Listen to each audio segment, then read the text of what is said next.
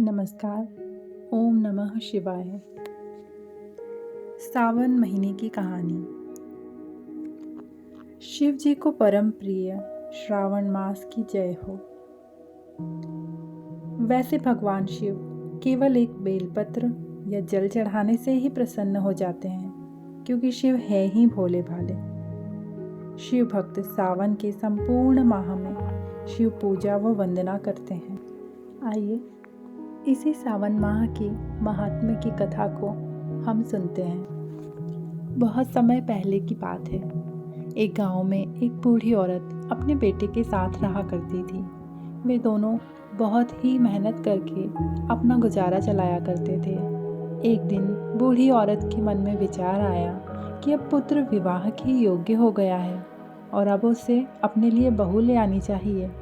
कुछ समय बाद बूढ़ी औरत ने अपने बेटे का विवाह एक सुशील कन्या के साथ कर दिया।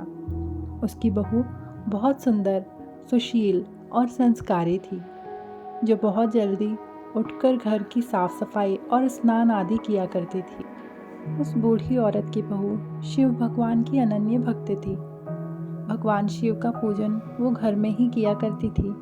विवाह के कुछ समय बाद सावन महीना आया। बूढ़ी औरत की बहू भगवान भोलेनाथ की अनन्य भक्त तो थी ही। उसके मन में यह विचार आया कि सावन के महीने में मंदिर जाकर शिव भगवान को जल चढ़ाए और भोले बाबा की पूजा अर्चना करे।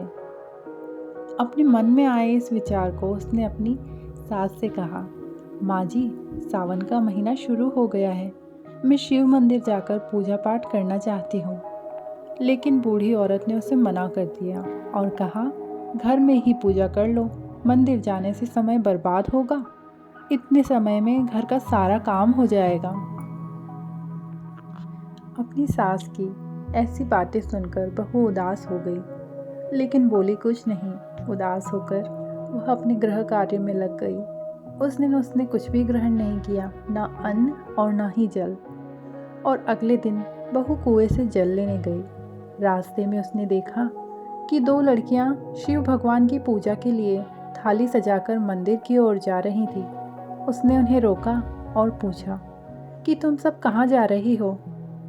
तब वह बोली, सावन का महीना शुरू हो गया है, हम सब भगवान शिव की पूजा करने मंदिर जा रहे हैं। वह ये सुनकर फिर दुखी हो गई।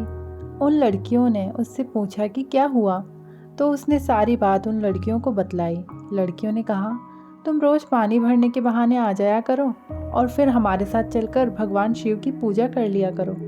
वह बोली कि पूजा का सामान मैं कैसे लेकर आऊंगी? मेरी सास ने यदि देख लिया तो क्या होगा? लड़कियों ने कहा कि पूजा का सामान भी हम लेकर आ जाएंगे। ये सुनकर वह बहुत खुश हुई। संपूर्ण सावन बहू इसी तरह मंदिर जाती रही और अपने शिव भगवान की पूजा अर्चना करती रही। सावन महीने के आखिरी दिन वह सोचती है कि पूरे महीने मैंने उन लड़कियों से सामग्री से पूजा की है, मुझे कुछ तो अपना चढ़ाना चाहिए। वह अपने सोने की नाक की बाली वहाँ चढ़ा देती है, फिर घर लौट जाती है। बहू पूरे दिन घर में सास से खुद को बचाए फिरती है।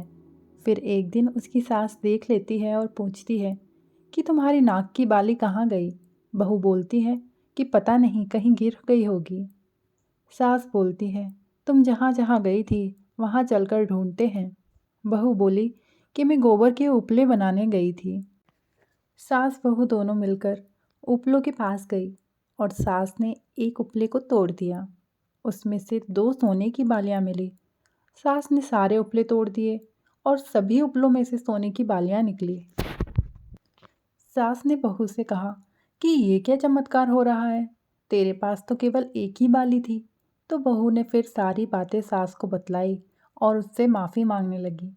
बहू ने कहा, ये भगवान शिव की ही महिमा है।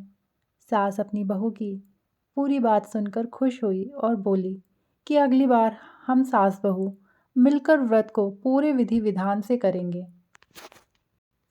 इस प्रकार सास बहू और बुढ़िया खुशीपूर्वक रहने लगे। कुछ समय पश्चात बहू को एक पुत्र रत्न की प्राप्ति हुई। हे भगवान, जैसे उस बुढ़िया पर और उसकी बहू पर आपने कृपा करी, उसी तरह संपूर्ण संसार में आपका व्रत उपवास और आपको भक्ति भाव से ध्याने वाले सभी लोगों पर अपनी कृपा दृष्टि बनाए रखना। हे शिव भगवान, सभी का कल्याण करें। ओम नमः शिवाय।